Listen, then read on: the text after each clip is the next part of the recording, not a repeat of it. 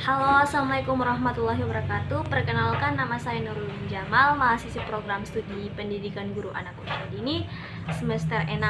Di video kali ini saya akan menjelaskan tentang 8 standar penjaminan mutu layanan PAUD. Jadi, ada 8 standar pencapaian layanan PAUD, yaitu yang pertama standar tingkat pencapaian perkembangan anak usia dini, yang kedua standar isi, yang ketiga standar proses, standar penilaian PAUD, standar pendidik dan tenaga kependidikan, standar sarjana dan prasarana, 7 standar pengelolaan, dan terakhir standar pembiayaan. Jadi di video kali ini saya akan menjelaskan satu persatu dari 8 standar. Yang pertama, standar tingkat pencapaian perkembangan anak usia dini.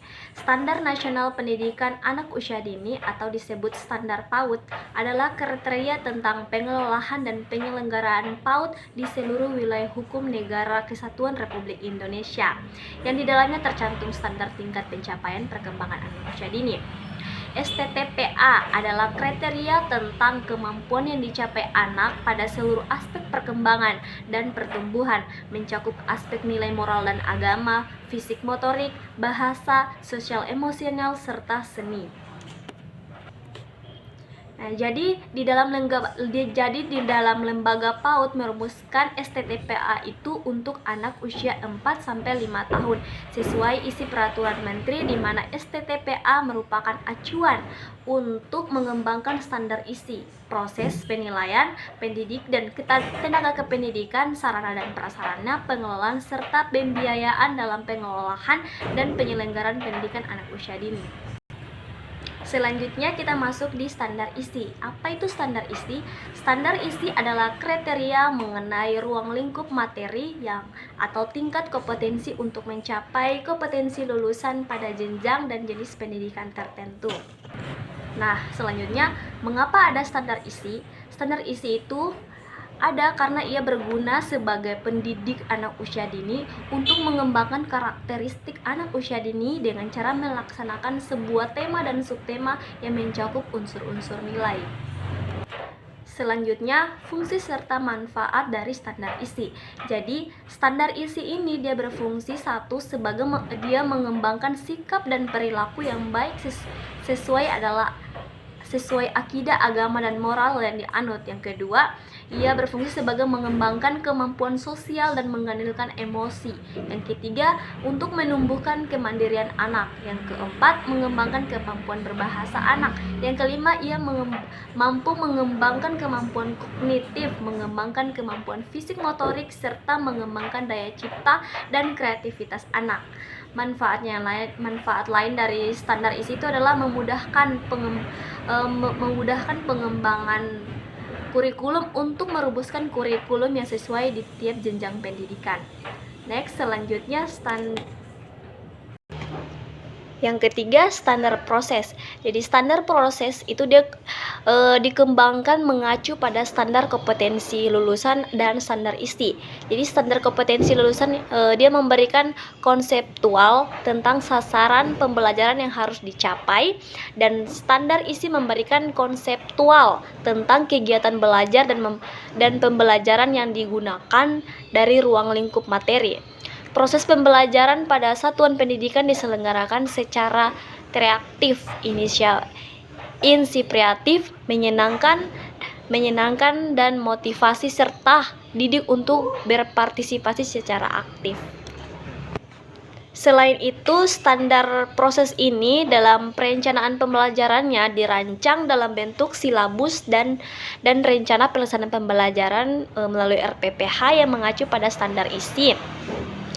Kemudian dikembangkan berdasarkan kompetensi lulusan, dan standar isi digunakan sebagai acuan dalam mengembangkan rencana pelaksanaan pembelajaran. Jadi rencana pelaksanaan pembelajaran atau RPPH ini adalah rancangan kegiatan pembelajaran tatap muka untuk satu pertemuan atau lebih. Jadi RPPH ini dikembangkan dari silabus untuk mengarahkan kegiatan pembelajaran peserta didik dalam upaya mengenai kompetensi dasar. Next, selanjutnya Selanjutnya masuk ke 4, yaitu standar penilaian PAUD. Jadi di dalam standar penilaian PAUD pendidikan anak usia dini itu merupakan kriteria tentang penilaian proses dan hasil pembelajaran anak dalam rangka pemenuhan standar tingkat pencapaian perkembangan sesuai tingkat usianya. Jadi dalam penilaian pembelajaran yang ada dalam standar penilaian PAUD ini, dia mencakup prinsip penilaian, ada teknik dan instrumen penilaian, mekanisme penilaian, pelaksanaan penilaian, dan pelaporan hasil penilaian. Nah, ada juga teknik dan instrumen penilaian yang dilakukan dalam standar penilaian ini, yaitu observasi, catatan anekdot, percakapan, penugasan, unjuk rasa, hasil karya, pengembangan perangkat penilaian sendiri menggunakan instrumen standar dan portofolio. Next, standar selanjutnya standar pendidik dan tenaga kependidikan. Ya, selanjutnya masuk standar pendidik dan tenaga kependidikan. Sebelum itu kita harus mengetahui apa itu pendidik dan tenaga kependidikan. Jadi, pendidik yaitu orang-orang yang bertanggung jawab terhadap perkembangan anak didik yang mengupayakan perkembangan seluruh potensi anak didik, baik potensi efektif, potensi kognitif maupun potensi psikomotorik. Yang kedua, tenaga kependidikan? Tenaga kependidikan adalah anggota masyarakat yang mengabdikan diri dan diangkat untuk menunjuk penyelenggaraan pendidik. Sementara pendidik adalah tenaga kependidikan yang berkualifikasi sebagai guru, dosen, konselor, dan lain-lain. Apa aja tugas-tugas pendidik? Tugas-tugas pendidik yaitu membimbing peserta didik dalam artian mencari pengenalan terhadap anak didik mengenai kebutuhan, kesanggupan, bakat, minat, dan sebagainya. Yang kedua, menciptakan situasi untuk pendidikan, yaitu suatu keadaan di mana tindakan-tindakan pendidik dapat berlangsung dengan baik dan hasil yang memuaskan. Yang terakhir, seorang pendidik harus memiliki pengetahuan yang diperlukan seperti pengetahuan, keagamaan, dan sebagainya. Selanjutnya, di dalam standar kompetensi pendidik dan kependidikan itu ada 4 standar kependidikan, yaitu kompetensi pedagogik, yang kedua kompetensi kepribadian, yang ketiga kompetensi sosial, dan keempat kompetensi profesional. Selanjutnya, yang terakhir standar pengelolaan dan pembiayaan. Baik, yaitu yang terakhir saya akan membahas tentang standar yang ke-8, yaitu standar pembiayaan. Apa itu pengertian dari pembiayaan? Jadi di sini saya akan menjelaskan. Pembiayaan adalah keseluruhan pengeluaran baik yang bersifat uang maupun bukan uang sebagai ungkapan rasa tanggung jawab semua pihak terhadap upaya pencapaian tujuan yang telah ditentukan. Dalam penyelenggaraan pendidikan, pembiayaan termasuk hal penting dalam mencakup pendidikan yang bermutu. Jadi di dalam standar pembiayaan ini juga ada landasan hukumnya. Yang pertama pada pasal 48 ayat 1, di mana ia mengatakan pendanaan pendidikan menjadi tanggung jawab bersama antara pemerintah daerah dan masyarakat.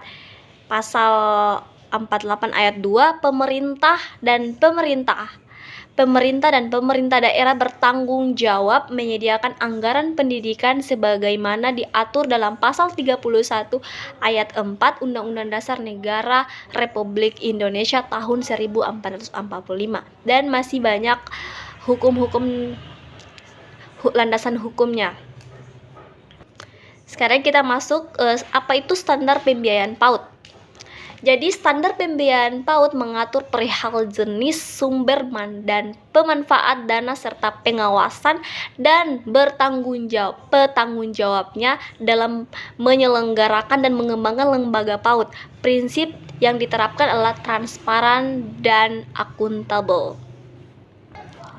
Selain itu, standar pembiayaan ini memiliki 2 kompetensi pembiayaan, yaitu pembiayaan operasional yang dimana digunakan untuk gaji pendidik dan tenaga kependidikan serta